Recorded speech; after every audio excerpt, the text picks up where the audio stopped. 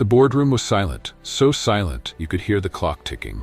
Everyone stared at the monitor, eyes wide, mouths slightly open. There she was, Madeline Grant, the youngest female CEO in the company's history, seated proudly at the head of the table.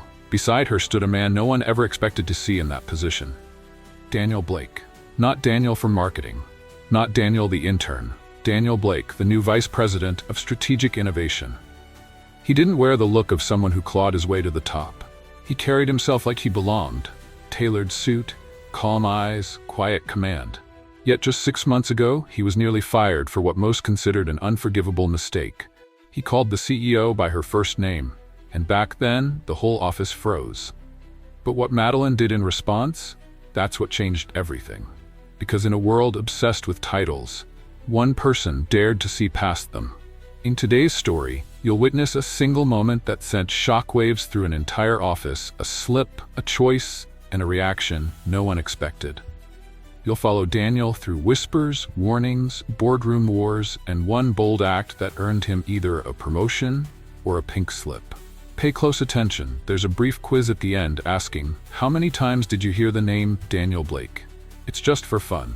Get it right within 7 days for a chance at our shout-out post. Watching late? Answer anyway. We might still surprise you. Before we dive in, drop a comment, hit like, subscribe now, and turn on the bell for more real, emotional office stories like this one. Now meet Daniel Blake. A rising talent in corporate America, fighting for relevance in a world that values silence over sincerity. The offices of Hargrave & Carson occupied the top 10 floors of a mirrored tower in Midtown Manhattan. Inside, the air smelled of polished wood, glass cleaner, and ambition. Daniel Blake had only been with the company for 9 months. Fresh out of his MBA program at Northwestern, he joined as a mid-level analyst, blending quietly into the culture of suits, titles, and whispered coffee room politics. Every morning, he timed his arrival precisely, 8:23 a.m., just late enough to miss the elevator crowd, but early enough to appear hungry. He wore navy blue, never cologne, and always carried 2 pens, one for notes, one for lending. His goal was clear, rise without ripples. But ripples came anyway. That Tuesday started like any other. Rain fell lightly on the windows, people typed without looking, phones buzzed, but never rang out loud. Daniel was scheduled to present a slide deck in the 10 a.m. meeting. Nothing major, just a quick strategy proposal for a subsidiary client. He'd rehearsed it 4 times, triple-checked the data, and even got pre-approval from his manager. Still, he was nervous. Because sitting at the head of the table was Madeline Grant, CEO, 45, MIT alum, ruthless in negotiations and legendary for her composure. She rarely spoke more than she had to, never cracked a joke, and in every meeting she addressed people by title. Director Liu, VP Santos, Analyst Blake. It wasn't rudeness, it was culture, respect in its most rigid form. So when Daniel stood up to present, cleared his throat and said, "Thanks, Madeline, I'll be brief." Time stopped, no one breathed. Even the intern holding the coffee tray froze mid-pour. The CFO's head snapped toward Daniel so hard his glasses slipped. Madeline Grant didn't blink. For a long moment, she just looked at him, not angry, not shocked, just studying. Daniel felt his stomach churn. He'd ruined it. One word, and he was done. Then she leaned back slowly in her chair, crossed one leg over the other, and said, "You'd better be, Daniel. Show me something bold." The room exhaled. And just like that, the tide shifted. After the meeting, the office buzzed like a shaken beehive. People didn't look Daniel in the eye. Some avoided him completely. Others shot him a sideways glance, the kind reserved for people who just stepped on sacred ground. A few whispered behind their monitors, words muffled but easy to guess. Did he really say her first name? She didn't fire him? Either he's about to get promoted or escorted out. Daniel Blake, for his part, didn't speak to anyone. He went straight to his desk, closed his laptop, and stared out the window for 15 minutes. He knew exactly what he had done, but he hadn't done it to be rebellious. He wasn't trying to make a statement or grab attention. It had slipped, honestly accidentally. The night before, he'd been rewatching an internal video from one of Madeline's early investor pitches. She had introduced herself back then simply as Madeline. No titles, no power plays. That was the image stuck in his head when he stood up that morning. But now it didn't matter why he'd said it, only that he had. By lunchtime, the whispers had grown louder. His boss, Aaron, pulled him aside. "Listen," she said, arms crossed tightly. "That was bold. Some people in leadership think it was inappropriate." Daniel nodded. "I understand. But," she added, lowering her voice, "you should know, she's requested to meet with you one-on-one tomorrow." His heart dropped. "A meeting?" he asked, throat dry. Aaron didn't blink. 10 a.m. her office. It was either going to be his last day or the beginning of something he couldn't yet understand. The next morning, Daniel arrived 10 minutes early. He stood in the hallway outside Madeline's office, holding nothing but a notepad. No coffee, no laptop, no crutches to hide behind. The executive assistant, a man named Leo with the most unreadable poker face Daniel had ever seen, opened the door without a word and gestured him in. Madeline Grant's office was the opposite of what he expected. No mahogany, no ego walls full of awards or autographed photos with politicians. Just a minimalist glass desk, a whiteboard with scribbles, and floor-to-ceiling windows overlooking the skyline. She didn't stand up when he entered. "Close the door," she said without looking up. He obeyed. For 5 full seconds, silence ruled the room. She finally glanced up. "Tell me why you used my first name yesterday." Daniel blinked. He paused, then took a breath. "Honestly, it slipped. I was rehearsing all night, and I must have internalized it. I didn't mean disrespect." She tilted her head. "So it wasn't a strategy?" "No, but..." He hesitated again. "It made the presentation feel human. You've always preached clarity and boldness. I guess my tongue got ahead of my brain." A smile tugged faintly at the corner of her mouth. So faint, it could have been imagination. "You're aware of the culture here, Daniel?" "Yes, very. And yet you broke it." He straightened his shoulders. "Yes." Madeline stood slowly and walked toward the window. "Every month I sit through 20 decks. Most are rehearsed to death, safe, forgettable. Yours caught my attention, not just the content, the tone, the risk." Daniel blinked. "You're either stupid or very smart," she added, turning back to him. "I like both. They disrupt the machine." Then she crossed her arms and gave the slightest nod. "I'm assigning you to the StratDev pilot team. You'll report directly to me for 6 weeks." Daniel's mouth parted slightly, but he said nothing. "Still want to call me Madeline?" she asked. He flushed. "Only if it's okay." "It's not," she said with a smirk. "But maybe one day." The StratDev pilot team wasn't just any task force. It was the company's innovation lab in disguise. No press releases, no internal memos, just a group of 6 employees handpicked by Madeline Grant to tackle experimental strategies behind closed doors. Most employees didn't even know the team existed, and now Daniel Blake was part of it. On his first day, he found himself in a sleek, windowless room on the 51st floor. No cubicles, just a circular table, 3 glass boards filled with cryptic acronyms, and 5 other people who looked like they hadn't slept in weeks. A woman in a hoodie and heels nodded at him. "You're the one who called her Madeline, right?" He smiled awkwardly. "That's me. Brave or dumb? We'll see." They dove in immediately. No icebreakers, no introductions. Just a flood of data, market charts, and whiteboard sketches on a project codenamed Atlas. The goal? Rethink Hargrave and Carson's dying media division and bring it back to life in 6 weeks. It was sink or swim, and Daniel knew how many people were watching. By the 2nd week, Daniel had found his rhythm. Late nights, black coffee, no time for doubt. His ideas started sticking. He proposed a new digital distribution model, tied revenue streams to creator-driven channels, and mapped it all in a visual dashboard that even the legal team liked. Madeline reviewed the model in person and said only, "This could work." That was the highest praise anyone had ever heard from her. But just when momentum felt real, it happened. Daniel got too comfortable. In a heated brainstorming session, after 3 days of 12-hour work, he snapped. "Look, this won't scale unless we shift ad control to creators. Right, Madeline?" The room froze. Again. Except this time, it was in a smaller room, with 5 other ambitious minds and 2 VPs sitting in. Someone dropped their marker. Another cleared their throat. Daniel realized instantly what he had said. He hadn't meant it that way. It wasn't meant to challenge her authority. It was just reflex. Madeline stared at him for a long moment, then closed her notebook slowly. "We'll take a break." Everyone left, except Daniel. She remained seated, and so did he. "I forgot myself," he said. "No," she replied. "You remembered yourself. That's the issue." She stood, walked to the whiteboard, and tapped a line graph. "Be bold, Blake, but learn your timing." Then she paused, glanced at him with just the faintest edge in her voice. "You want to lead in this company someday? Earn the moments. Don't force them." He nodded. "Understood." "Also," she added as she picked up her bag, "don't make me remind you again." Week 4 brought chaos. The project hit a wall. Licensing delays, back-end failures, 2 senior engineers dropped off the team, morale collapsed. Daniel saw it happening in real time. Slack channels went quiet. People canceled check-ins. No one looked each other in the eye.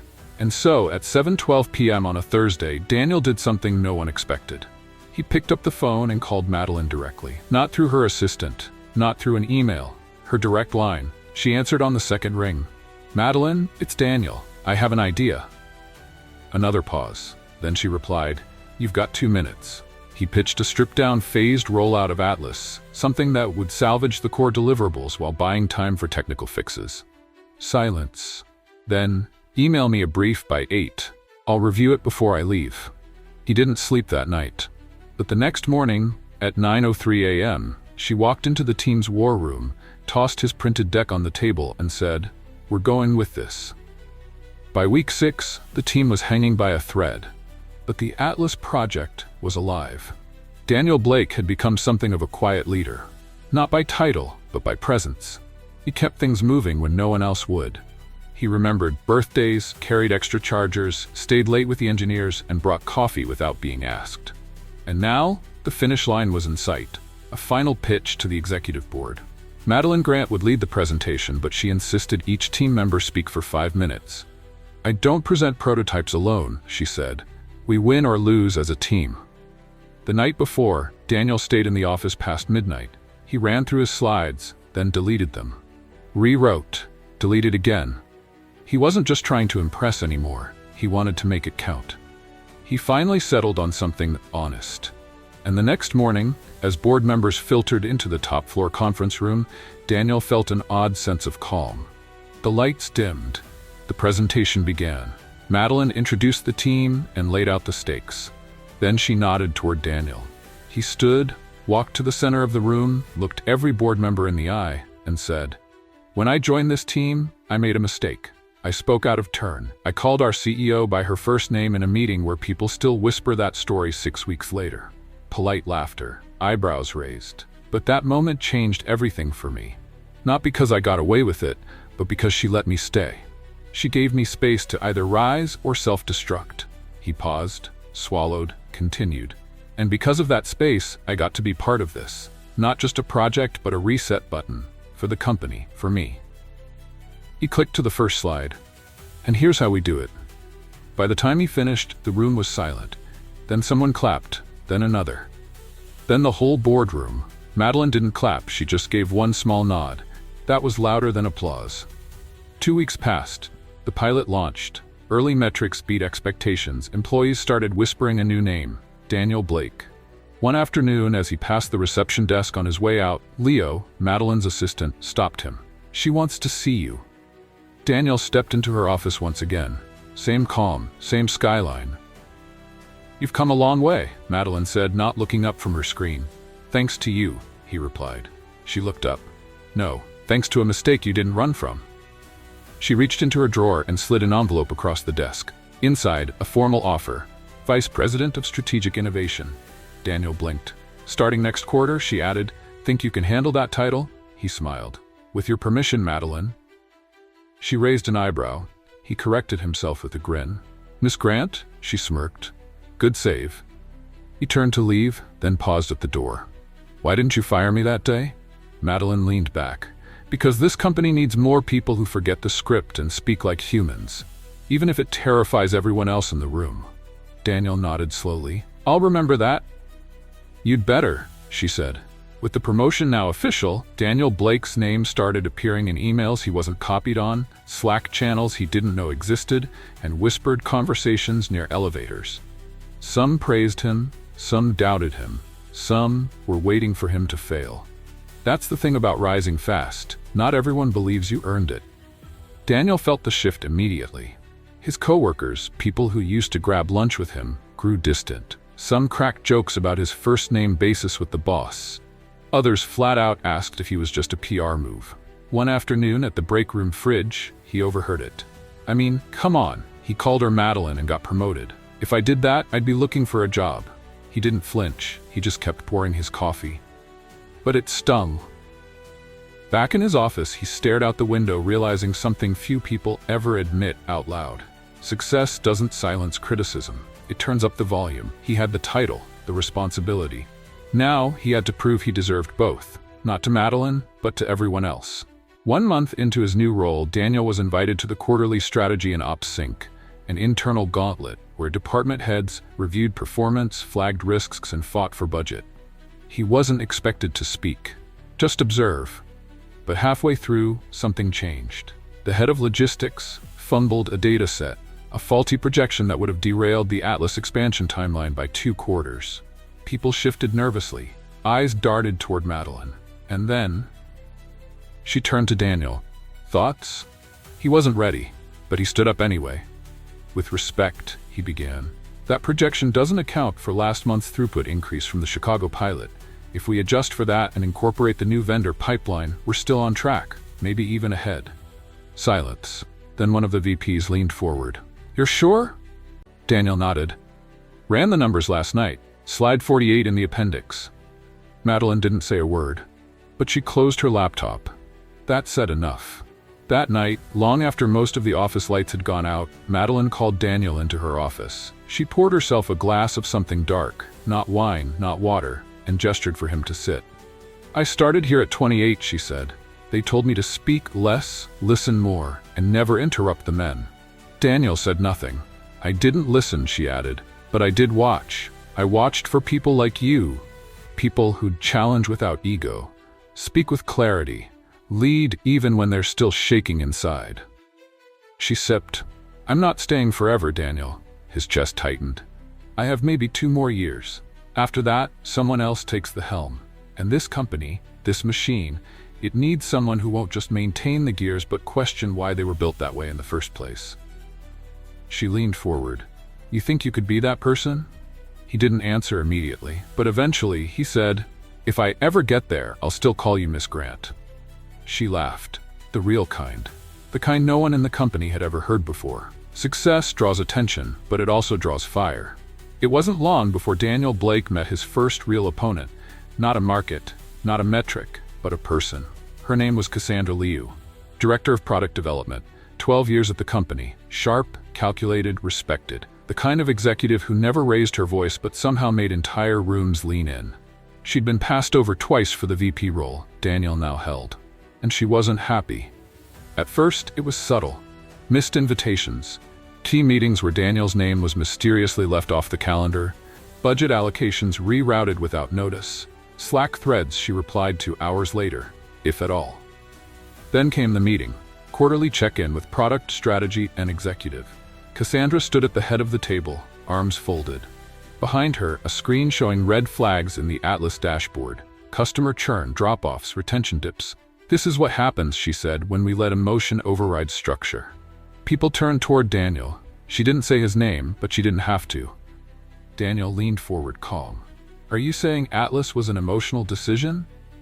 I'm saying, Cassandra replied, that its core framework was led by someone with less than a year in strategic operations. The room went quiet. Daniel inhaled, exhaled, and said, Then let's talk about results, Cassandra. Because if this slide deck's about outcomes, not politics, then the board might want to see the 12% increase in engagement from the Chicago pilot and the 17% cost reduction we hit in the last sprint. Unless that's not in your version? Madeline didn't say a word.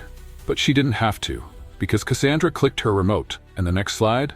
Daniel's numbers. Right there in bold. Confirmed. Later that evening, Daniel was packing up when a message pinged on his phone. Unknown number. Meet me at bar 98, 30 minutes. I'm not your enemy. He almost ignored it, but curiosity won. When he arrived, Cassandra was seated in a corner booth.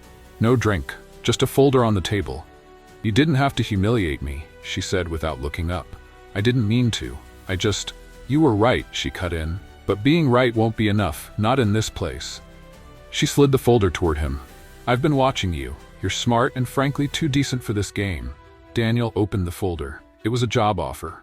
Another firm. Higher salary, global role, more prestige. They'll wear you down here, Cassandra said. The politics, the old guard, the stories behind every door. Daniel stared at the offer, then at her. Why are you helping me? She smirked. I'm not, I'm testing you. For days, Daniel carried the folder in his bag without opening it again. The numbers were better. The title was flashier. The city, San Francisco, offered palm trees and tech fame. But he kept thinking about Madeline, about the moment she slid that VP letter across the desk, about her saying, "This machine needs someone who questions the gears." He walked into her office unannounced, holding the folder. "I got an offer," he said. She looked up. "Bigger, better, according to most." "And?" He dropped the folder on her desk. "I'm staying." She didn't smile, not even a nod, just the quiet, satisfied tone of someone who'd expected that answer all along. "Good. Now let's make them regret underestimating you." In the end, it wasn't just about calling the CEO by her first name. It was about what followed. The courage to own a mistake, the strength to stand firm in a room full of silence, and the quiet resilience to keep showing up even when the room doesn't clap. Daniel Blake didn't rise because he played by the rules. He rose because he knew when to challenge them, with grace, not arrogance.